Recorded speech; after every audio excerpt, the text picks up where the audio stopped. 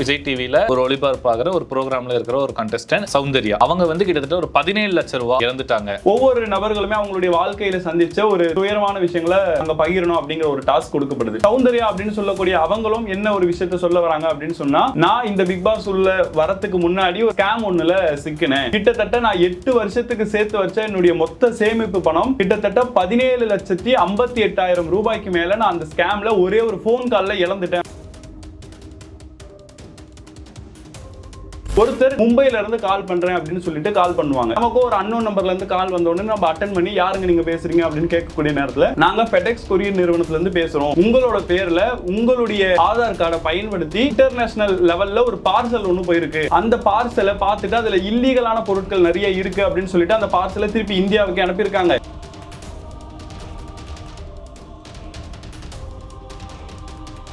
உண்மையிலே ஒரு சிபிஐ அதிகாரி எப்படி இருப்பாரோ அதே மாதிரியான ஒரு செட்டப் இருக்கக்கூடிய இடத்த பாத்தீங்கன்னா போலீஸ் ஸ்டேஷன் மாதிரி இருக்கும். உட்கார்ந்துகிட்டு நம்ம கிட்ட கேள்விகளை கேட்பாரு. அப்ப இந்த விஷயங்கள் எல்லாமே போயிட்டு இருக்கக்கூடிய நேரத்துல சட்டத்துல இப்படி ஒரு வார்த்தையே கிடையாது. ஒரு அரெஸ்ட் அப்படின்னு சொன்னாலே அது ஒரு தனிநபர் அரெஸ்ட் பண்ணுவாரு, ஒரு நீதிமன்றம் அரெஸ்ட் பண்ணும், ஒரு காவல்துறை அரெஸ்ட் பண்ணும். இப்படிப்பட்ட கைதுகள் தான் சட்டங்கள்ல இருக்கு, சட்ட புத்தகங்கள்ல இருக்கு. ஆனா இந்த இடத்துல அந்த குற்றவாளிகள் எப்படிப்பட்ட வார்த்தைகளை பயன்படுத்துறாங்கன்னா, இப்போ நீங்க என்கிட்ட ஸ்கைப்ல பேசிட்டு இருக்கீங்க, உங்களை நான் டிஜிட்டல் அரெஸ்ட் பண்றேன். இப்போ சௌந்தர்யாவோட விஷயத்துக்கு வந்தோம் அப்படின்னு சொன்னா, சௌந்தர்யா கிட்ட அதே மாதிரி தான் ஒரு அதிகாரி பேசி இருக்கிறாரு, அவங்களும் அதை நம்பி இருக்கிறாங்க, மேனிபுலேட் ஆயிருக்கிறாங்க. அவங்களுடைய கோரிக்கைகளை ஏற்று அவங்களுக்கு ஒரு லிங்க் ஒன்னு கொடுக்கப்பட்டிருக்கு. அப்போ 17,58,000 ரூபாய் வரைக்கும் அவங்க அக்கௌண்ட்ல இருந்து 12 டிரான்சாக்ஷன் நடந்திருக்கு. அதிலும் எந்த ஒரு ஸ்கேம்லயும் நடக்காத ஒரு புது விஷயம் இதுல என்ன நடந்திருக்கு அப்படின்னு சொன்னா, இவங்களுடைய பணம் கிட்டத்தட்ட 9 வங்கிகளுக்கு போயிருக்கு. ஒரு அட்வொகேட்டா இருக்கிறவங்க, ஒரு லேடி ஒருத்தவங்க அவங்களுக்கு கால் பண்ணி இந்த மாதிரி ஒரு ஸ்கேம் நடந்திருக்கு, உங்களுடைய பேர்ல போதைப் பொருட்கள் பரிமாற்றப்பட்டிருக்கு அப்படிங்கிற ஒரு விஷயத்தை சொல்லிட்டு, உங்களுடைய உடம்புல இப்போ போதைப் பொருள் இருக்கான்றதை நாங்க செக் பண்ணணும், உடனே இந்த கால்லே உங்களுடைய ட்ரெஸ்ஸை நீங்க கலட்டணும் அப்படின்ற மாதிரி சொல்லியிருக்காங்க. அவங்களும். அறம் நாடு நேயர்களுக்கு அன்பு வணக்கம். இந்தியா டிஜிட்டல் இந்தியாவாக மாறினதுக்கு அப்புறமா மக்கள் எல்லாருக்குமே வந்து அந்த டிஜிட்டல் அப்படிங்கிற அந்த ஒரு மீடியம் வந்து எந்த அளவுக்கு ரொம்ப பயனுள்ளதாக இருந்தோ அதுக்கு ஈக்குவலாகவே வந்து நிறைய ஆபத்தும் அந்த டிஜிட்டல் மீடியா மூலமாக நடந்துச்சு. அதுக்கு முக்கியமான காரணம் வந்து இந்த டிஜிட்டல் மீடியாவை யூஸ் பண்ணி பண்ணுற ஆன்லைன் ஸ்கேம். ஸோ இந்த ஆன்லைன் ஸ்கேம் தினந்தோறும் நம்மளுடைய தமிழ்நாட்டில் மட்டும் இல்லை, இந்தியா உலகில் எல்லா இடத்துலையும் நடந்துக்கிட்டே தான் இருக்குது. தினந்தோறும் ஒருத்தர் வந்து ஏமாற்றப்பட்டுட்டு இருக்காங்க.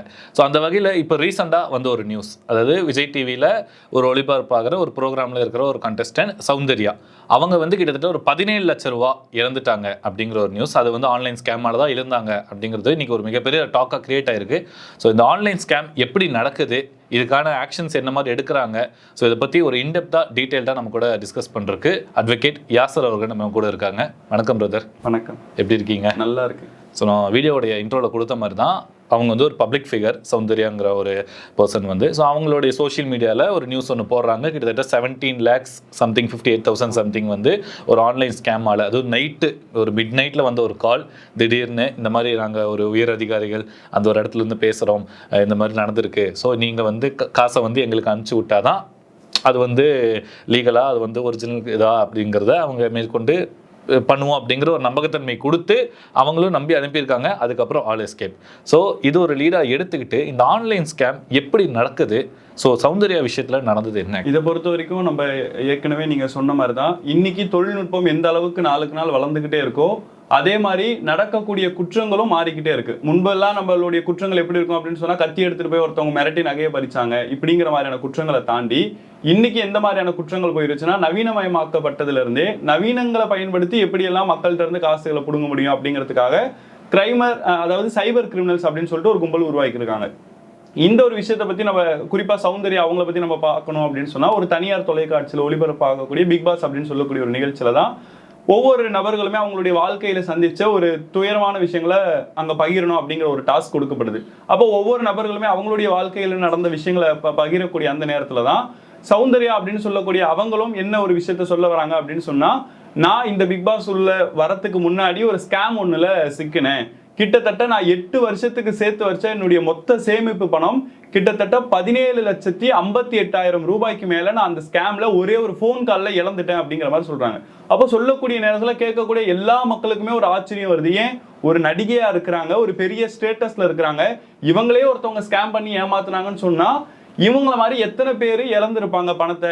இப்ப இவங்களுக்கு ஒரு நிகழ்ச்சி கிடைச்சிருச்சு, ஒரு பிளாட்ஃபார்ம் கிடைச்சிருச்சு, அவங்களுக்கு நடந்த ஸ்கேம மக்களுக்கு வெளிப்படையா சொல்லிட்டாங்க. ஒரு செலிபிரிட்டினால அந்த நியூஸ் வந்து இன்னைக்கு டாக்கா மாதிரி இருக்கு மீடியால. செலிபிரிட்டின்றனால தான் இன்னைக்கு இவ்வளவு பெரிய டாக்கா இருக்கு. அதுவும் அவ்வளவு பெரிய ஷோல அவங்க அதை எக்ஸ்போஸ் பண்ணனால தான் இந்த அளவுக்கு மக்கள்கிட்ட ரீச் இருக்கு. அப்ப இந்த மாதிரி எத்தனையோ நபர்கள் இந்தியாவுல வாழ்ந்துகிட்டு இருக்காங்க. இவங்களுக்கு நடக்கக்கூடிய விஷயங்கள் எல்லாம் பெருசா வெளில பேசப்படுறதே கிடையாது. அப்ப இந்த ஒரு ஸ்கேம் ரிலேட்டடா அவங்க என்ன சொல்றாங்கன்னா, நான் 8 வருஷம் சேர்த்து வச்ச காசு என்னுடைய 17 லட்சத்துக்கு மேல ஒரே ஒரு போன் கால்ல ஏமாத்திட்டாங்க அப்படிங்கிற மாதிரி சொன்னாங்க. இவங்க இந்த ஸ்டேட்மெண்ட்டை சொன்னதுக்கு அப்புறம் பல நபர்கள் என்ன விமர்சிச்சாங்கன்னு சொன்னா, இவங்க அந்த இடத்துல வாக்குகளை பெறறதுக்காக, அந்த நிகழ்ச்சியில வெற்றி பெறறதுக்காக, அனுதாப ஓட்டுகளுக்காக இப்படிப்பட்ட வார்த்தைகளை பயன்படுத்துறாங்க, அந்த மாதிரியான ஒரு ஸ்கேம்லாம் நடக்கல அப்படின்னு சொல்லிட்டு சில நபர்கள் மறுகருத்தும் சொல்லியிருந்தாங்க. அப்ப இந்த ஒரு நிகழ்ச்சியை பார்த்த உடனே அவங்களுடைய, அதாவது சௌந்தர்யா அவங்களுடைய குடும்பத்தார் வந்து சூளைமேடுல செப்டம்பர் மாசம் இந்த ஒரு வழக்கு வந்து காவல்துறைக்கு போயிருக்கு. அங்க எஃப்ஐஆரும் போடப்பட்டிருக்கு. அந்த ஒரு எஃப்ஐஆர் காப்பியை சௌந்தர்யா அவங்களுடைய சோசியல் மீடியால அப்லோட் பண்றாங்க. அப்போ இந்த சம்பவம் எப்போ நடக்குது அப்படின்னு சொன்னா, சௌந்தர்யா அப்படின்னு சொல்லக்கூடியவங்களுக்கு ஆகஸ்ட் மாசம் 27ஆம் தேதி நைட்ல ஒரு ஃபோன் கால் வருது. என்ன ஃபோன் கால் வருது அப்படின்னு சொன்னா, நாங்க ஃபெடெக்ஸ் அப்படின்னு சொல்லக்கூடிய ஒரு கொரியர் நிறுவனத்துல இருந்து பேசுறோம். அப்ப இந்த இடத்துல நமக்கு ஒரு சந்தேகம் வரலாம், அவங்களுக்கு நடந்துச்சுன்றதுக்காக நம்ம அதை பத்தி பேசணும் அப்படின்னு சொன்னா, இந்த ஃபோன் கால் அவங்களுக்கு மட்டும் கிடையாது, அவங்கள மாதிரி எத்தனையோ நபர்களுக்கு வருது, எனக்கு தெரிஞ்ச நபர்களுக்கும் வந்திருக்கு. அந்த அடிப்படையில தான் நம்ம இதை பேசுறோம். ஏன்னு சொன்னா, இது மூலியமா மக்களுக்கு இன்னும் அதிகமான விழிப்புணர்வு கொண்டு போய் சேர்க்கப்படணும். யாருமே இந்த ஒரு சைபர் கிரைம் குற்றத்தால போய் மாட்டிக்க கூடாதுன்றதுக்காக. அப்போ அவங்க ஃபெடெக்ஸ் நிறுவனத்துல இருந்து பேசுறோம் அப்படின்னு சொல்றாங்க. இந்த ஒரு விஷயத்துல அவங்க பணத்தை இழந்ததுக்கு அப்புறம் 1 மாசத்துக்கு அப்புறம் தான் காவல்துறையில போயிட்டு கம்ப்ளைண்டே கொடுக்குறாங்க. அந்த எஃப்ஐஆர் காப்பியை தான் அவங்களுடைய பெற்றோர்கள் அப்லோட் பண்ணாங்க. அப்போ இந்த ஃபெடெக்ஸ் ஸ்கேம்னா என்ன அப்படிங்கறத நம்ம முதல்ல தெரிஞ்சுக்கணும். இதை பொறுத்த வரைக்கும் என்ன நடக்குது அப்படின்னு சொன்னா, ஒருத்தர் மும்பைல இருந்து கால் பண்றேன் அப்படின்னு சொல்லிட்டு கால் பண்ணுவாங்க. நமக்கு ஒரு அன்னோன் நம்பர்ல இருந்து கால் வந்த உடனே நம்ம அட்டன் பண்ணி, யாருங்க நீங்க பேசுறீங்க அப்படின்னு கேட்கக்கூடிய நேரத்துல, நாங்க ஃபெடெக்ஸ் கொரியர் நிறுவனத்துல இருந்து பேசுறோம், உங்களோட பேர்ல உங்களுடைய ஆதார் கார்டை பயன்படுத்தி மும்பையில இருந்து தாய்வானுக்கு இல்லாட்டி மும்பையில இருந்து ஈரானுக்கு ஒரு இன்டர்நேஷனல் லெவல்ல ஒரு பார்சல் ஒன்று போயிருக்கு. அந்த ஒரு பார்சல் மும்பை அங்க ஏர்போர்ட்ல இருக்கக்கூடிய இடத்துல இருந்து தாய்வானுக்கோ இல்ல ஈரானுக்கோ போகக்கூடிய நேரத்துல அந்த நாட்டில் இருக்கக்கூடிய கஸ்டம் அதிகாரிகள் அந்த பார்சலை பார்த்துட்டு அதுல இல்லீகலான பொருட்கள் நிறைய இருக்கு அப்படின்னு சொல்லிட்டு அந்த பார்சலை திருப்பி இந்தியாவுக்கு அனுப்பியிருக்காங்க. இப்போ அந்த பார்சல் எங்க கிட்ட வந்திருக்கு, இதுல உங்களுடைய பேரு உங்களுடைய ஆதார் ஐடி தான் போட்டிருக்கு அப்படின்னு சொல்லிட்டு கால் பண்ணுவாங்க. உடனே எல்லா மக்களுமே என்ன நினைப்போம், நம்ம அப்படி எந்த விதமான பார்சலுமே அனுப்பல, அப்ப நம்மளுடைய பேர்ல எப்படி இது அனுப்பப்பட்டிருக்கும் அப்படின்னு சொல்லிட்டு யாரும் நம்மளை ஏமாத்துறாங்கன்றதை புரிஞ்சுக்கிட்டு உடனே அவங்க கிட்ட மறுப்போம். இல்லைங்க, நான் அந்த மாதிரி எந்த பார்சலுமே அனுப்பலையே அப்படின்னு அவங்க கேட்டதுக்கு, இல்ல நீங்க ரீசெண்டா யாருக்கிட்டயாச்சும் ஆதார் கார்டை ஷேர் பண்ணீங்களா, அவங்க நம்மள அப்படி யோசிக்க வைப்பாங்க. நம்மளுமே என்ன யோசிப்போம், ரீசெண்டான யார்கிட்ட கொடுத்துருப்போம், இல்ல நீங்க ஏதாச்சும் சிம் கார்டு வாங்குறதுக்கு அதை கொடுத்தீங்களா, ரேஷன் கடையில் அதை கொடுத்தீங்களா, பாஸ்போர்ட் ஆஃபீஸ்ல எதுவும் கொடுத்தீங்களா, இல்லாட்டி படிக்கக்கூடிய கல்லூரிகள் இல்ல வேலை செய்யக்கூடிய இடங்கள்ல அந்த ஆதார் கார்டு கொடுத்தீங்களா அப்படின்னு கேட்கும்பொழுது நம்மளுக்கு என்ன தோணும், ஏதாச்சும் ஒரு இடத்துல எல்லா நபர்களுமே நம்மளுடைய ஆதார் கார்டை ஏதோ ஒரு இடத்துல கொடுத்துருப்போம். நம்ம ஏரியாம நமக்குள்ள ஒரு டவுட் வந்திருக்கும், மேபி கொடுத்துருப்போம், ஆமா கண்டிப்பா கொடுத்துருப்போம் அப்படிங்கிற ஒரு சந்தேகம் நமக்கு வந்திருக்கும். அப்ப இவங்களுக்குமே என்ன தோணி இருக்கு, ஆமா நம்ம கொடுத்துருந்தோமே அப்படின்னு சொல்லிட்டு, ஆமா கொடுத்துருக்கேன் அப்படின்னு சொன்ன உடனே அப்ப அவங்க தான் அதை மிஸ்யூஸ் பண்ணிட்டாங்க போல, இப்போ இந்த பார்சல் எங்க கிட்ட வந்திருக்கு, இதனால உங்ககிட்ட சைபர் கிரைம், அதாவது இதனால உங்ககிட்ட வந்து அங்க கஸ்டம்ஸ் இருக்கக்கூடிய சிபிஐ அதிகாரிகள் உங்ககிட்ட பேசணும் அப்படின்னு ஆசைப்படுறாங்க. சிபிஐ அதிகாரிகளுக்கு நாங்க காலை கனெக்ட் பண்றோம், நீங்க அவங்க கிட்ட உங்களுடைய விளக்கத்தை சொல்லிக்கோங்க அப்படின்னு சொல்றாங்க. உடனே அவங்க கிட்ட இருந்து டைரக்டா சிபிஐக்கே கால் போகும். இதுல இன்னொரு விஷயத்தையும் நம்ம வேடிக்கையும் பார்க்கணும். ஃபெடெக்ஸ் கொரியர் நிறுவனத்துக்கும் சிபிஐக்கும் இங்க எந்த விதமான தொடர்புமே இருக்க போறது இல்லை. அப்போ ஃபெடெக்ஸ் நிறுவனம் கால் பண்றாங்கன்னு உடனே அவங்க நமக்கு அந்த கால்லயே கேட்கும், கால் கனெக்டிங் டு சிபிஐ ஆஃபீஸர்ஸ் அப்படிங்கிற மாதிரி நமக்கு வாய்ஸ் நோட்டும் கேட்கும். அப்போ சிபிஐ அதிகாரிகளுக்கு கால் போகும். அங்க இருக்கக்கூடிய அதிகாரி கால் எடுத்து பேசக்கூடிய நேரத்துல இந்த மாதிரி, யார் நீங்க எதுக்கு சிபிஐக்கு கால் பண்ணிருக்கீங்க அப்படின்னு அவர் கேட்பாரு, இங்கிலீஷ்ல கேட்பாரு. இவங்களும் இல்ல ஃபெடெக்ஸ் அப்படின்னு சொல்லக்கூடிய கொரியர் நிறுவனத்துல இருந்து எனக்கு கால் பண்ணியிருந்தாங்க, என்னுடைய பேர்ல இந்த மாதிரி இல்லீகலான சில குட்ஸ் வந்திருக்கிறதா சொன்னாங்க, நீங்க செக் பண்ணுங்க அப்படின்னு நம்ம சொல்லுவோம். சொன்னோடனே அவரும் அப்படியா அந்த மாதிரி வந்திருக்கா, சரி உங்களுடைய பேரை சொல்லுங்க, உங்களுடைய ஆதார் கார்டு நம்பர் சொல்லுங்க அப்படிங்கறதெல்லாம் பார்த்து செக் பண்ணிட்டு, உண்மையிலே உங்களுடைய பேர்ல இப்படி ஒரு பார்சல் வந்திருக்கு, அதுல யார் யாருடைய பாஸ்போர்ட்டோ இல்லீகலான பாஸ்போர்ட், ஃபேக் பாஸ்போர்ட்ஸ் நிறைய இருக்கு, அது மட்டும் இல்லாம அந்த பார்சல்ல ட்ரக்ஸ் இருக்கு, இல்லீகலான பொருட்கள் நிறையவே இருக்கு, இதுக்கு நீங்க கண்டிப்பா சிறை தண்டனை அனுபவிப்பீங்க, இதுக்கு 5 வருஷம் வரைக்கும் சிறை தண்டனையும் 10 லட்சம் ரூபாய் நீங்க இழப்பீடும் கொடுக்குற மாதிரி இருக்கும், ஃபைன் கட்டுற மாதிரி இருக்கும் அப்படிங்கிற மாதிரியும் சொல்லுவாங்க. உடனே நம்ம அதை பயப்படுவோம், நான் அப்படிலாம் எதுவும் பண்ணலைங்களே அப்படின்னு சொல்லக்கூடிய நேரத்தில் அந்த அதிகாரிகள் என்ன சொல்லுவாங்கன்னா, இல்ல உங்க பேர்ல தான் இது வந்திருக்கு, உங்க பேர்ல இப்ப அரெஸ்ட் வாரண்ட்டுமே வந்திருக்கு, நீங்க எந்த ஏரியான்னு சொல்லுங்க, லோக்கல் போலீஸ் உங்களை கான்டாக்ட் பண்ணுவாங்க, அப்படி இல்லாட்டி நீங்க கிளம்பி மும்பைக்கு வாங்க, மும்பைக்கு வந்து என்னோட முன்னாடி உட்காந்து என்கிட்ட என் ரூம்ல ஸ்டேட்மெண்ட் கொடுங்க, இது என்னுடைய இது இல்லைன்னு சொல்லிட்டு ஸ்டேட்மெண்ட் கொடுத்துட்டு போங்கன்னு சொல்லுவாங்க. அப்போ நம்ம எல்லாருமே என்ன யோசிப்போம், இங்க இருந்து நம்ம மும்பைக்கு போய் ஸ்டேட்மெண்ட் கொடுக்கறதெல்லாம் சாத்தியமே இல்லாதது. அது அவங்களுக்குமே தெரியும். அதனாலதான் அப்படி ஒரு விஷயத்தை பயன்படுத்துறாங்க. அப்போ மும்பைக்கு வர முடியாது, வேற என்ன பண்றது அப்படின்னு கேட்கும் பொழுது, அப்படின்னா நீங்க ஒரு குறிப்பிட்ட அமௌண்ட்டை கட்டுற மாதிரி இருக்கும், நீங்க ஸ்கைப்ல வந்து ஸ்டேட்மெண்ட்டை கொடுங்க அப்படின்னு சொல்லிட்டு வீடியோ கால் பண்ண சொல்லுவாங்க.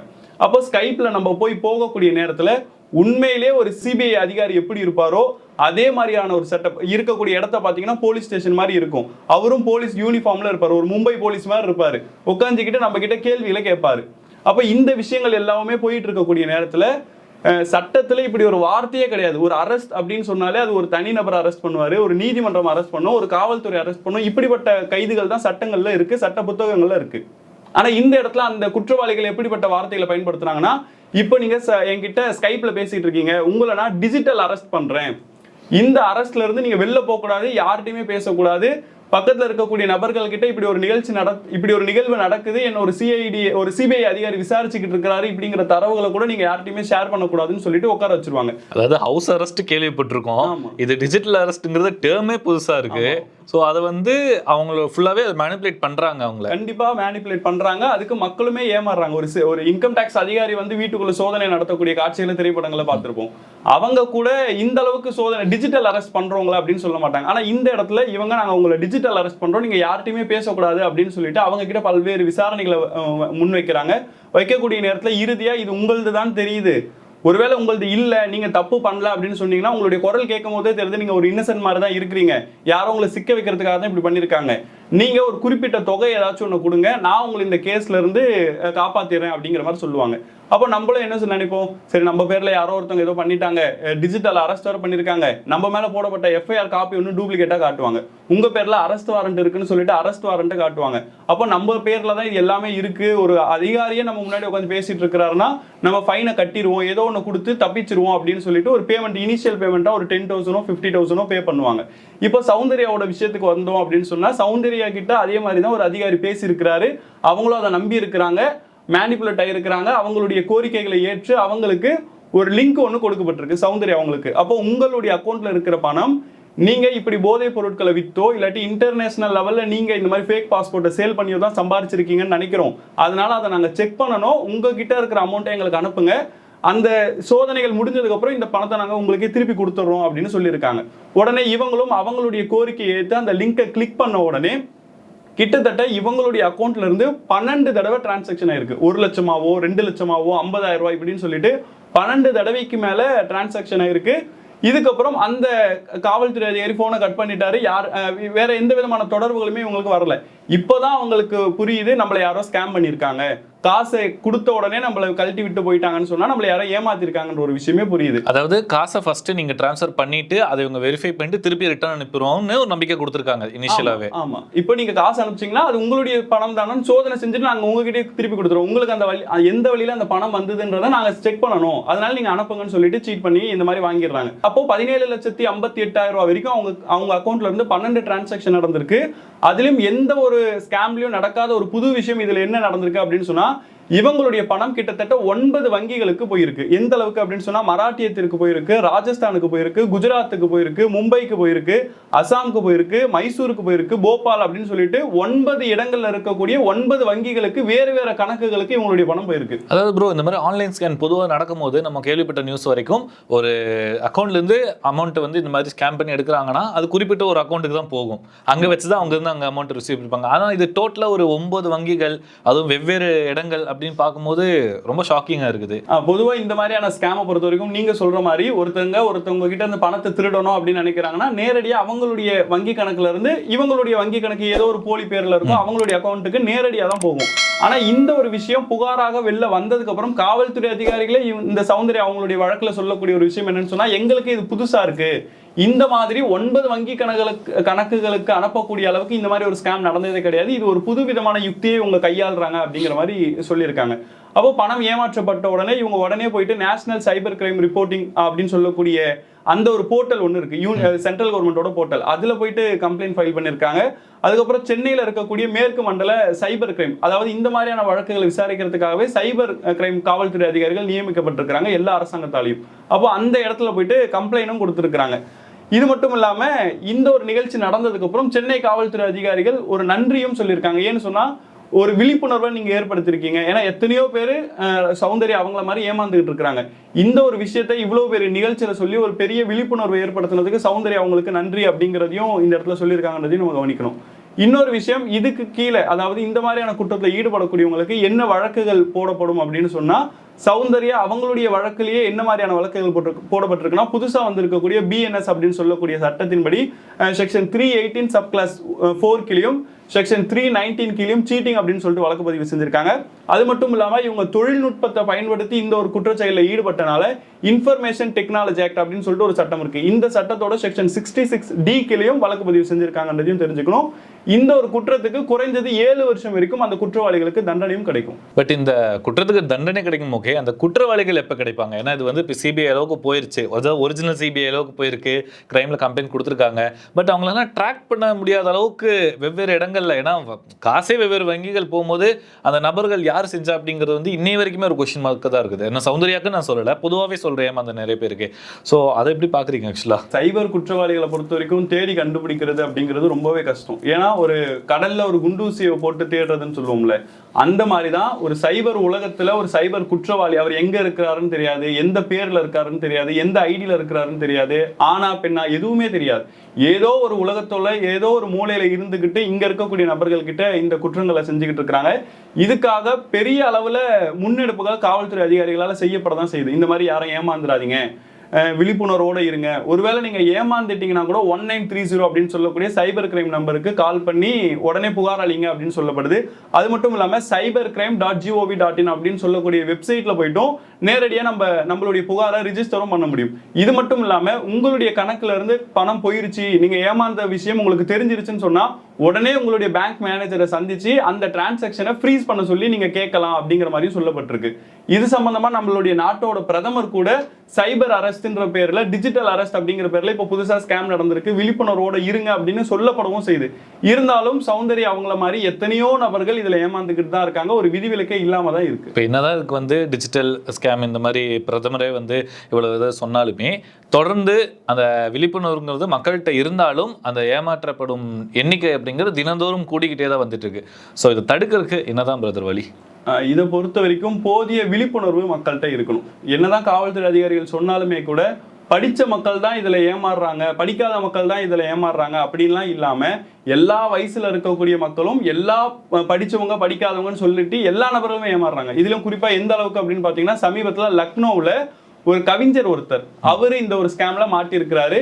கால் பண்ண அந்த ஒரு நபர்கள் இவர் கவிஞர் அப்படிங்கிற ஒரு விஷயத்தை தெரிஞ்சுக்கிட்டனால கிட்டத்தட்ட 6 மணி நேரம் லைவ்லயே எனக்கு கவிதை சொல்லுன்னு சொல்லியிருக்காங்க. ஒரு 6 மணி நேரமா இவரும் கவிதை சொல்லிக்கிட்டே இருந்திருக்கிறாரு. கடைசியா அவங்களுடைய மருமகள் வந்து ரூமுக்குள்ள பார்க்கக்கூடிய நேரத்தில் இவர் இந்த மாதிரி சைபர் அரெஸ்ட்ல இருக்கிற ஒரு விஷயம் தெரிஞ்சுக்கிட்டு இது ஒரு ஸ்கேம்னு சொல்லிட்டு ஆஃப் பண்ணியிருக்கிறாங்க.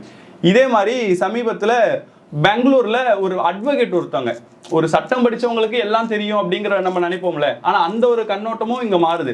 ஒரு அட்வொகேட்டா இருக்கிறவங்க ஒரு லேடி ஒருத்தவங்க அவங்களுக்கு கால் பண்ணி இந்த மாதிரி ஒரு ஸ்கேம் நடந்திருக்கு, உங்களுடைய பேர்ல போதைப் பொருட்கள் பரிமாற்றப்பட்டிருக்கு அப்படிங்கிற ஒரு விஷயத்த சொல்லிட்டு உங்களுடைய உடம்புல இப்போ போதைப் பொருள் இருக்கான்றதை நாங்க செக் பண்ணணும், உடனே இந்த கால்லேயே உங்களுடைய ட்ரெஸ்ஸை நீங்க கலட்டணும் அப்படின்ற மாதிரி சொல்லியிருக்காங்க. அவங்களும் அதை கலட்டி இருக்கிறாங்க. அதையுமே வீடியோ எடுத்து நீங்க அந்த பணத்தை இந்த மாதிரி சைபர் கிரைம்ல ஈடுபட்டதுக்காக ஒரு 10 லட்ச ரூபாவும், உங்களோட இந்த வீடியோ வெளியிடாம இருக்கணும்னு சொன்னா அதுக்கு நீங்க ஒரு 10 லட்ச ரூபாவும் தரணும்னு சொல்லிட்டு மிரட்டி இருக்காங்க. பட் அதை வந்து அவங்க ஒரு கம்ப்ளைண்ட்டை ரைஸ் பண்ணல. ஏன்னா பீங் ஏ லாயர் இது வந்து கிட்டத்தட்ட ஒரு அஃபென்ஸ் தான். அவங்க அந்த 10 லட்ச ரூபா டிரான்ஸ்ஃபர் பண்றதுக்கும் அதை வந்து ஒரு கம்ப்ளைண்ட்டாவே ரைஸ் பண்ணி அவங்களும் கொண்டு போகலாம்ல. பட் எந்த ஒரு சூழல்ல மனுஷங்க வந்து அந்த இடத்துல அந்த ஒரு தப்பு பண்றாங்கன்னு நினைக்கிறீங்க?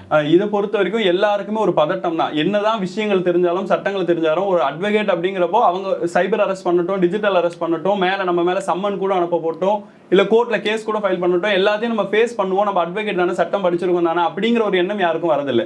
அந்த நேரத்துல நம்மளுடைய பேர்ல போயிருக்கே, நம்மள என்ன பண்ண போறாங்கன்னு தெரியலையே அப்படிங்கிற ஒரு பதட்டத்தை தான் அந்த குற்றவாளிகள் பெரிய அளவுல பயன்படுத்திக்கிறாங்க. சமீபத்துல சௌந்தர்யா நிகழ்ச்சி நடக்கக்கூடிய அதே நாள்ல அதே மாதிரி டெல்லியில ஒரு சம்பவம் நடந்திருக்கு. ஒரு பெண் தொழில் அதிபரா இருக்கிறாங்க. இவங்களுடைய அக்கௌண்ட்ல இருந்து கிட்டத்தட்ட 5 கோடி ரூபாவை சைபர் குற்றவாளிகள் அவங்களுடைய அக்கௌண்ட்டுக்கு மாத்தி இருக்கிறாங்க. இதுல கூடுதலா கவனிக்க வேண்டிய ஒரு விஷயம் என்ன அப்படின்னு சொன்னா, உங்களை நாங்க டிஜிட்டல் அரெஸ்ட் பண்றோம் அப்படின்னு சொல்லிட்டு 5 நாட்களுக்கு அவங்க டிஜிட்டல் அரெஸ்ட் பண்ணிருக்காங்க. எந்த அளவுக்குன்னு சொன்னா 5 நாளுமே அவங்க கேமரா முன்னாடி தான் இருக்கணும். சாப்பிடுறதுக்கா இருந்தா கூட அவங்களுடைய முன்னாடி வந்து தான் சாப்பிடணும். பாத்ரூம் போறதுக்கு மட்டும் தான் அனுமதிச்சிருக்காங்க. மற்ற எல்லா நேரத்திலுமே ஒரு தனி அறையில அவங்க மட்டும் உட்காந்துக்கிட்டு சைபர் குற்றவாளிகள் இவங்களை பார்த்துக்கிட்டே இருக்கணும்னு சொல்லிட்டு 5 நாள் அவங்களை உட்கார வச்சிருக்காங்க. 5 கோடி ரூபாய்க்கு மேல அவங்க ஏமாத்திருக்காங்க. அப்போ மக்களுடைய பதட்டத்தையும் மக்களுடைய அறியாமையும் பயன்படுத்தி தான் இன்னைக்கு இந்த குற்றவாளிகள் இது மாதிரியான குற்றங்களில் ஈடுபட்டு இருக்காங்க. இப்போ நான் இன்டர்வியூ ஸ்டார்ட் பண்ணும்போது சொல்லியிருந்தேன், இந்த டிஜிட்டல் இந்தியாவா மாறினதுக்கு அப்புறம் தான் இந்த கிரைம் ரேட், அதாவது ஆன்லைன்ல நடக்கிற இந்த ஸ்கேமோட ரேட்டிங் வந்து கூடிட்டே போகுது அப்படின்னு இன்னொரு டாக் ஒன்று கிரியேட் பண்ணாங்க. அதாவது இந்த இரும்பு திரைன்னு ஒரு திரைப்படத்தில் வந்து ஒரு பாயிண்ட் ஒன்று சொல்லியிருப்பாங்க, இதுல இருந்து மேலோன்னா ஒரே ஒரு வழி தான், இனிமேல் ஆண்ட்ராய்ட் ஃபோன்ஸ் யூஸ் பண்ணக்கூடாது, எல்லாமே அந்த நார்மலாக இருக்கிற ஃபர்ஸ்ட் வந்து அந்த பட்டன் ஃபோன்ஸ் தான் யூஸ் பண்ணோம் அப்படிங்கிறது. ஸோ அந்த மாதிரி சிஸ்டம் மாறிடுச்சு அப்படின்னா இதுல இருந்து தப்பிக்கலாமா பிரதர்? கண்டிப்பா அந்த மாதிரியான விஷயங்கள் மாற்றப்படும் அப்படின்னு சொன்னா கண்டிப்பா அதுல இருந்து தப்பிக்க முடியும். ஏன்னா ஆண்ட்ராய்ட் போனோ இல்லாட்டி iOS போனையோ இப்போ ஹேக் பண்ற அளவுக்கு டெக்னாலஜி வளர்ந்துருச்சு. அப்ப கீபேட் மொபைலுக்கு போயிட்டோம்னா நம்மள யாருமே ஹேக் பண்ண முடியாது, நம்மளுடைய குற்றங்கள்ல சைபர் குற்றங்கள் எதுவுமே நடக்காது அப்படிங்கிறது முழுக்க உண்மைன்னு கூட நம்ம வச்சுக்கலாம். இருந்தாலும் அப்படி நம்மளால போயிட முடியுமான்னு சொன்னா இன்னைக்கு உலகமே தொழில்நுட்பத்தை நோக்கி வளரக்கூடிய நேரத்துல எனக்கு தொழில்நுட்பம் வேணாம், இதுல ஸ்கேம் நடக்குது அப்படின்னு சொல்லிட்டு நம்ம பின்னோக்கிலாம் போயிட முடியாது. ஏன்னா செல்போன் தான் இன்னைக்கு உலகம்னு ஆயிருச்சு. அப்போ இந்த செல்போனை மாத்துறதுக்கான வழிகளை பயன்படுத்துறதை விட்டுட்டு இந்த மாதிரி சைபர் கிரைம்ல மாட்டாம இருக்கிறதுக்கு நம்ம என்ன பண்ணணும், ஒரு ஆப் இறக்குறோம்னு சொன்னா அது பிளே ஸ்டோர்ல இருந்து இறக்கணும். தேர்ட் பார்ட்டி ஆப்ல இருந்து ஃப்ரீயா கிடைக்குதுன்னு இறக்குறது மூலியமா இந்த மாதிரியான குற்றங்கள் நடக்குது. அது மட்டும் இல்லாம சைபர் கிரைம் குற்றவாளிகள் அதிகமா நம்மளுடைய டேட்டாஸை திருடுறாங்க. நம்ம யூஸ் பண்ணக்கூடிய இன்ஸ்டாவா இருக்கட்டும், நம்ம ஃபேஸ்புக்ல அப்லோட் பண்ணக்கூடிய போட்டோஸா இருக்கட்டும், இதுல இருந்து தான் நம்மளுடைய டேட்டாஸை கலெக்ட் பண்ணி நம்ம கிட்ட இந்த மாதிரியான ஸ்கேம்லயே ஈடுபடுறாங்க. அப்போ தெரியாத நபர்களுக்கு யாருக்குமே உங்களுடைய போட்டோஸ், உங்களுடைய பிரைவசி போட்டோஸா இருக்கட்டும், இல்லாட்டி உங்களுடைய Aadhaar card, PAN card, bank account number, இந்த மாதிரியான விஷயங்களை சொல்லாதீங்க. ஆரம்பத்தில் ஒரு ஸ்கேம் இருந்துச்சு, உங்களுடைய ஏடிஎம் கார்டு மேல இருக்கிற 16 டிஜிட் நம்பரை சொல்லுங்க அப்படின்றது. இன்னைக்கு அதெல்லாம் பழைய ஸ்கேம் ஆயிருச்சு. அதை வட மாநிலத்து நபர்கள் தமிழ்நாட்டு மக்கள் மேல செஞ்சுக்கிட்டு இருந்தாங்க. இன்னைக்கு தமிழ்நாட்டில் இருக்கக்கூடிய மக்களே இந்த வட மாநிலத்து மக்களை பார்த்து இந்த ஸ்கேம் எல்லாம் கத்துக்கிட்டு ஈஸியா இருக்கு இந்த ஸ்கேம் பண்றது. யாரா இருந்தாலும் பதட்டப்படுவாங்க, யாரா இருந்தாலும் பயப்படுவாங்க, யாரா இருந்தாலும் குற்றத்துல ஈடுபட்டவங்களா தான் இருப்பாங்க.